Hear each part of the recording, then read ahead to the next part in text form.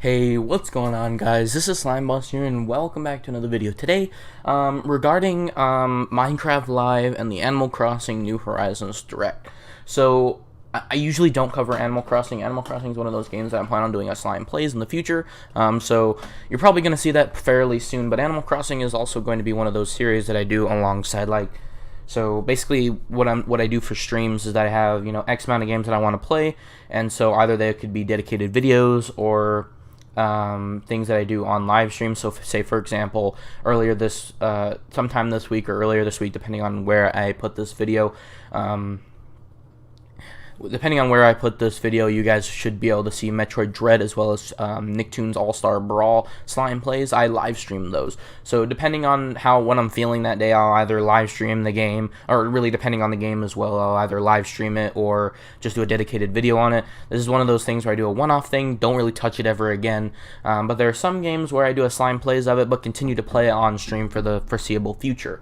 And those games are just going to be exclusive to live streams. You guys will never see videos of it on here other than the one singular Slime Plays video, or if it's another game, then we'll continue doing it as a series as well as, so an example of a Slime Plays that will be only one singular Slime Plays video, but never again on this channel, but will continue to be streamed later on in the future, will be games like Mario Kart.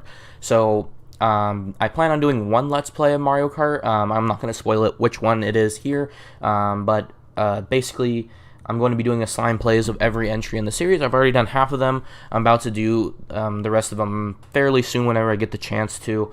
But essentially, those Mario Karts will then be... basically, I'll do all the ones, including the one that I said that will be a Let's Play. And then once we get to the last one, which is currently Mario Kart 8 Deluxe, I will do a Slime Plays of that. So let's say if there's a new Mario Kart 9 or something in the near future, we'll do that as well. And I will continue to play those on stream post Slime Plays. So essentially, my goal is to just sort of playing with the community, essentially. So I don't really need to make those dedicated videos or edited down. I'll just make those regular streams, similarly to the streams that I do of Minecraft, where I just sort of do some little bit of grindy stuff that I want to do on stream, which could be completely random, and I'll either include them into the full video later on, or just not even include it whatsoever, just a quick mention that I live streamed that portion of the video.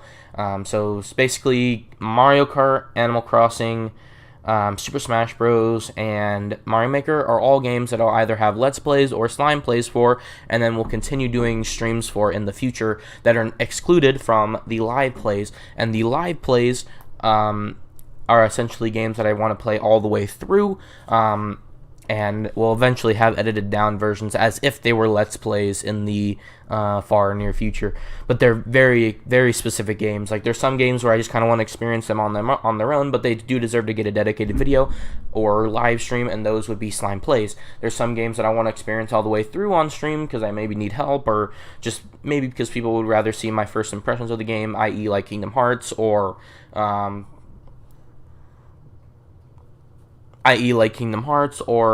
like the Super Mario All-Stars playthrough. So those will be translated over. So Animal Crossing will be one of those games that you might see in the near future as a Slime Plays, or that you will be seeing in the near future as a Slime Plays. And I will be continuing to play it later on, depending on how I feel that day, what I want to stream. Then I will be playing through Animal Crossing once again, but you guys will only see it once on the channel. I hope that made any sense. So, again, I've never covered Animal Crossing before, so talking about the Animal Crossing Direct, I really want to do a reaction stream to it, but unfortunately, it was during the time that I was out of town in Florida. You guys already seen the vlog of it already, so I wanted to talk about it a little bit. Oh my god, guys, so I am so, literally, the reason why I am talking about it is because it literally will bring me back to the game. I enjoyed Animal Crossing the time that I had with it a little bit last year, but there was just no reason to bring me back. It was going to bring me back just a tiny bit with the crops and things like that with Leaf in one of the updates, but since then it just has not been able to bring me back. And this is the grand 2.0 update, and even I would even consider it to be the welcome amiibo large enough update to bring me back into the game. This is the true 2.0 update, and I think 2.0 is the definite way to describe it. So good job on Nintendo. So they've added so many things that should have been in the game since the beginning. Cap'n, Brewster, all these different furniture items, all these different smaller mechanics. I am loving it to death, and you'll get my full impression once the update comes out, and once we're able to. I want to wait for the update to come out in order to do the slime plays on it, because there's no reason to go back to it right now until the update comes out. So holy crap. But the main reason why I want to talk about it is the expansion that's coming to it called Animal Crossing Happy Home Paradise. So not only is this similar to Welcome Amiibo in sheer scope, but it's also a pseudo sequel to Animal Crossing Happy Home Designer, which I never played. But the fact that the game is literally like, Animal Crossing is one of those games kind of similar to like mobile games or Minecraft, for example, that you can only do so much in a day. But with Minecraft, you can pretty much do whatever you want in a day, which makes Minecraft the exception. But with Animal Crossing, there's only so much you can do in a day, and either you need to time skip or do something else. But there's a point where you just have to stop and wait for the next day to happen. There's moments like this that happen in Minecraft as well, like to say if you have a farm or something, you maybe want to AFK on it overnight, because you can't really do anything beyond that until you have X amount of materials, and you kind of have to wait for the farm. But that rarely ever happens for a casual player. But with Animal Crossing, you can only do X amount of stuff in a day. But with this Happy Home expansion, I'm really excited for, because it actually gives you something to do and something to, a goal to look forward, and basically allows you to play as much as you want, I assume, because it's just like, as long as you keep getting requests in and you're able to design characters' houses based on their needs, I think that's fun. That's a gameplay element that's kind of missing from Animal Crossing in its current state. And this also literally will copy over into the main game, where there's all these different items that are exclusive to the DLC, and when you bring certain elements over into the base game, then you're going to be able to you're going to be able to design your villagers' houses as well, which is a major issue that a lot of people have, because you come into their house and it's butt ugly. So I'm really, really excited about that.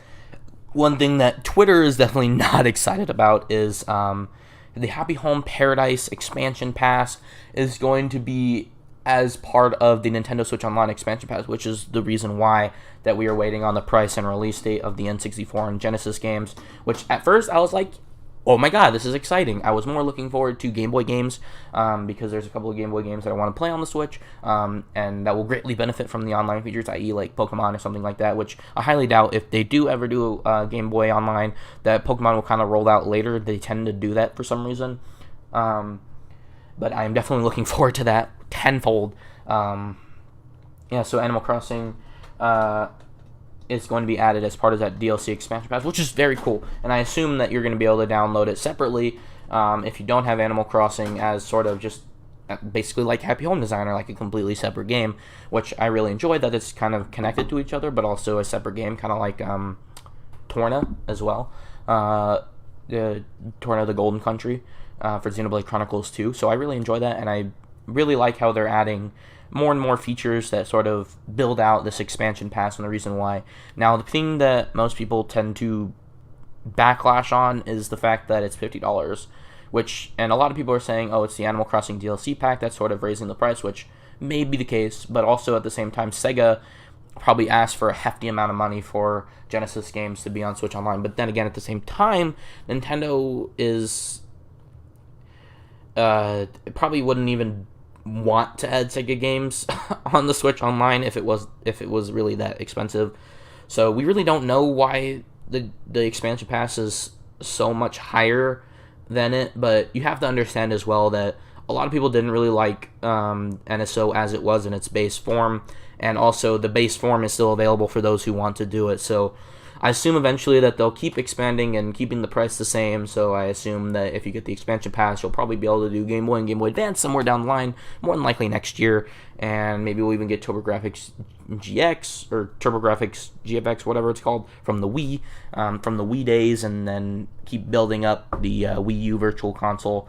But honestly, the NSO online service is the best Virtual Console emulation experience that you'll ever be able to have, especially because most emulators nowadays, no matter what, if you're doing it on mobile or PC, is not the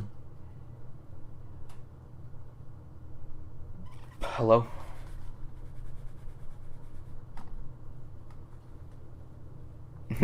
My computer just randomly shut off. It's still going though, which is weird. It's not the best. Even if you're on like a beefy computer, a lot of people like defend emulation or whatnot. I really don't. I really don't defend emulation whatsoever because it's not very good. Unless you're playing on real software, I've never had the best experience possible playing it, and that's why I keep asking for more and more NSO things, because this online element adds so much more to it, because not until recently, which Nintendo Switch Online is only recently anyway, things like Parsec and third-party applications allow you to play games multiplayer online, and especially like emulated games. But again, it's not the best thing that you could possibly do, just like the emulation itself. Like, for example, if you look at my Mario 64 Let's Play, that was obviously on mobile, but I've recently experimented with N64 emulation on my computer as well, and it still has that same issue of flickering textures, which I assume is not going to happen on NSO, which a lot of people seem to overlook, that emulation is not peak perfection yet, because emulation is literally emulating or copying the original game's hardware, and until we have the source code of the N64, which we don't have at this current moment, then we will never have peak performance. And Nintendo has a source code, so there's literally peak performance on the Switch, and especially the All-Stars version, which is in HD, which is 10 times better than the original. So I don't know why people are complaining about it. Nintendo's going to do a Nintendo, and they'll always charge a high price for things. Games nowadays are $60 to $70, which $70 seems egregious, but we're moving forward as I would say gaming community, but just gaming developers in general. Things are getting more expensive. Things are getting more movie level experiences. Like back then, movies used to be a dime or a nickel. That's why they are called Nickelodeons. And now movie tickets are $30, $40 depending on where you go, because the movie going experience, as well as the cinematics of those movies, have gotten a lot more expensive. And, you know, if these companies don't meet their margins, regardless of executives or investors or whatnot, they will lose money and they will close down as studios. We see this in the form of Alpha Dream, companies that we've loved and adored for years, and even though you might think that they're doing fine and they're getting the support from Nintendo, they were still somehow able to close their doors, and that's very unfortunate. And so, I'm not saying that Nintendo's gonna close their doors if you don't pay Nintendo Switch Online, but there's factors that we're not understanding, and the emulation is just sort of like a double-edged sword, and I'm definitely paying the $50 for it. I have to, and I will definitely be having an amazing time with the Animal Crossing expansion pass, as well as N64 and Genesis games. I plan on buying both controllers as well, although I will say that the controllers are definitely not worth $50 either. They should just be the same price as the NES and SNES. Don't know why they had to change the price on that, which is just very weird in general. But anyway, moving on to Minecraft Live, which is the next event that happened this week, and I just completely missed it. I was on a plane on the way home. I was like, yeah, I'm gonna be able to stream it when I get home, but no, it happened like hours before I even got home, and usually those things are like 5 or 6 hours long. If you look at like 2018 or 2019, those things were long. This year, it was short. So, and also, usually I post the Minecraft vote, depending on if it's biome or mob. And we didn't. There wasn't like a full version of it. There was like, usually they release each biome in parts, or either they do the whole thing at the beginning, or they just release each part like an intro, and then the 3 biomes, and on Friday then they have the conclusion, or just the whole thing stringed together. This time they had 5 each individually different videos describing each of the different mobs, and so I don't really have a video to one definitive video to upload this time. So I might as well just talk about them in general. So the first mob.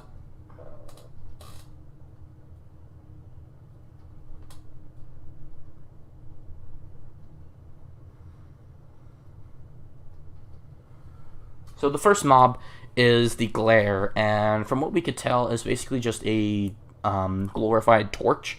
And at first this was like a no-brainer for me. The glare makes the most sense, especially because we were just about to get into the Caves and Cliffs update. You know, the deep dark is a thing, so it's going to be even darker than before, and having a little torch palace is essentially like Optifine torches. And so that was like my first one, but the only thing about it was that it was slightly ugly. It wasn't the best looking mob. And then we have the second one, which is essentially a glorified hopper minecart in the form of an allay.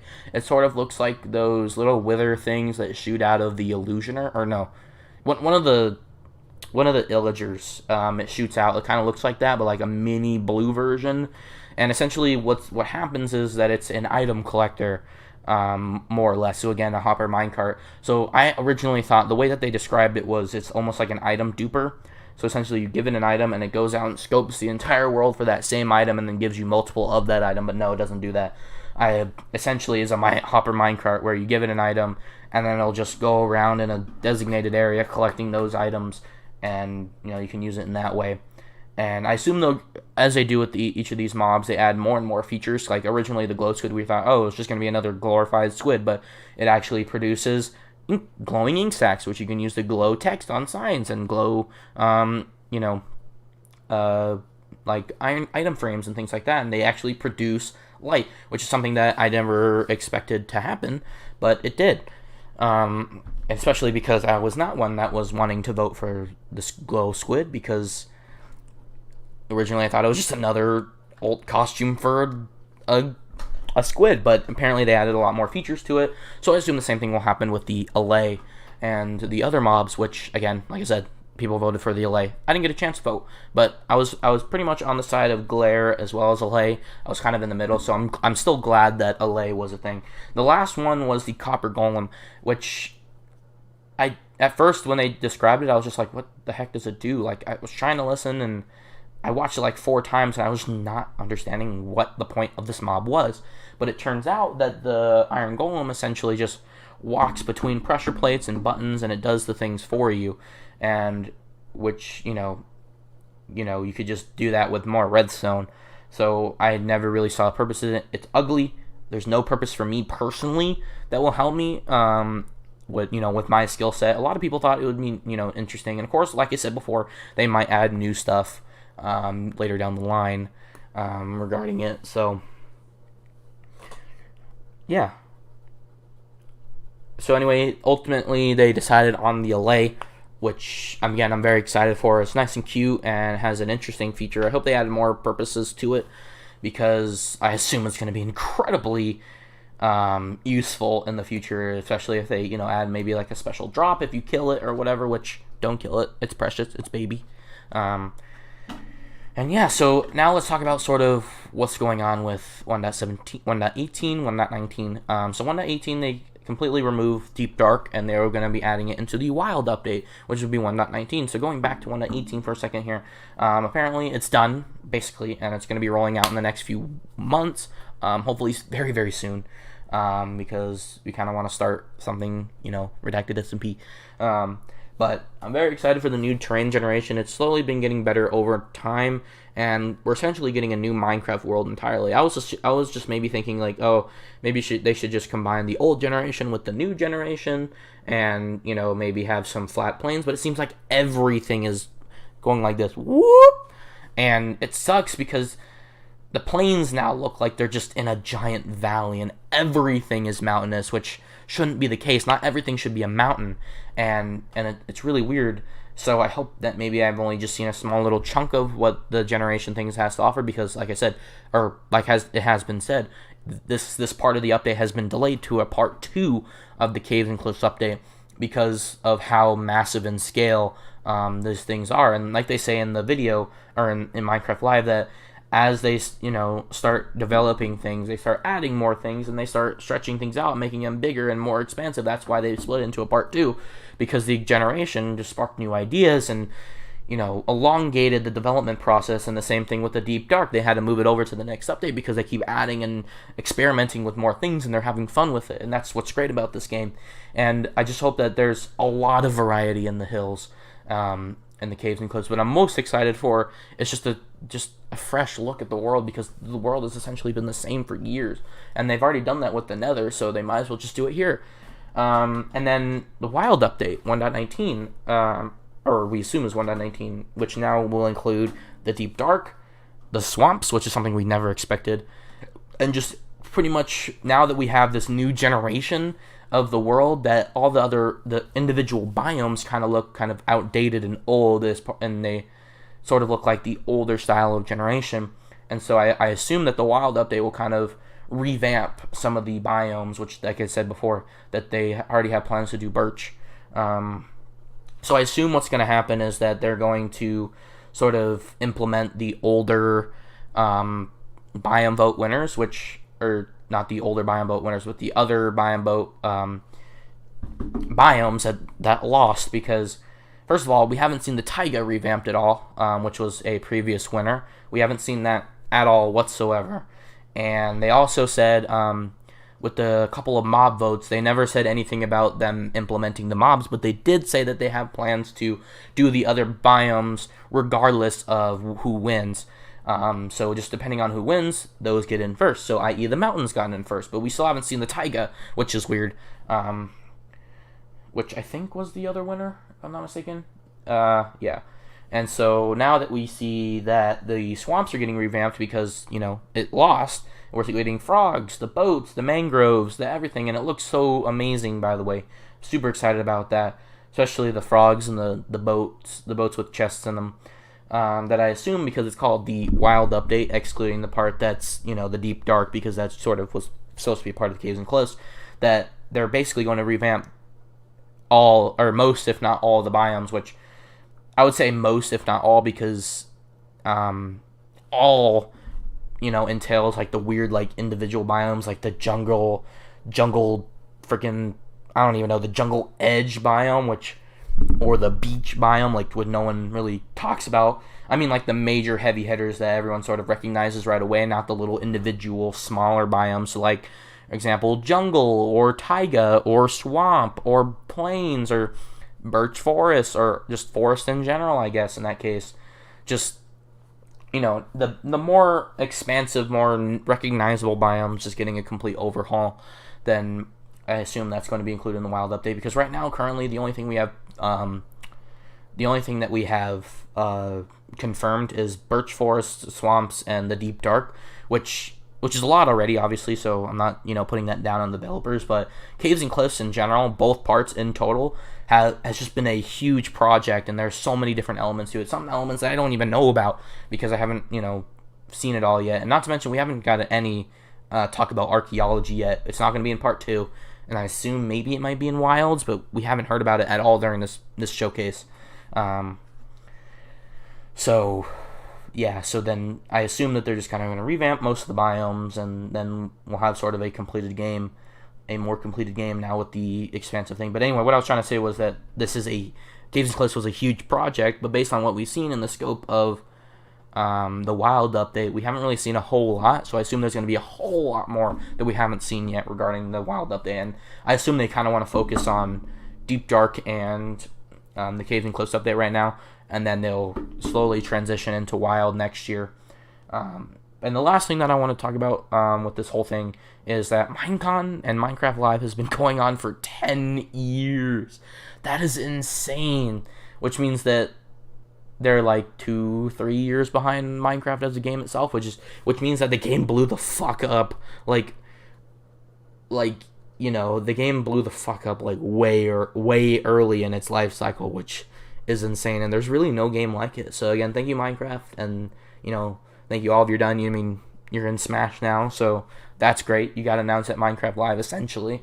So, anyway, I hope you guys enjoyed this video. I know it was kind of like a weird one. I'll talk more about my thoughts and feelings regarding it in the podcast, the Fairy Fountain podcast, because we actually have to do that for October and as well as November. So I hope you guys will enjoy that. And yeah, so basically the goal of this video is just to state, what happened in the last week, the reason why I wasn't able to actually stream it, and my personal thoughts as if I was reacting to it live. So anyways, thank you guys so much for watching, and I will see you guys next time. Bye.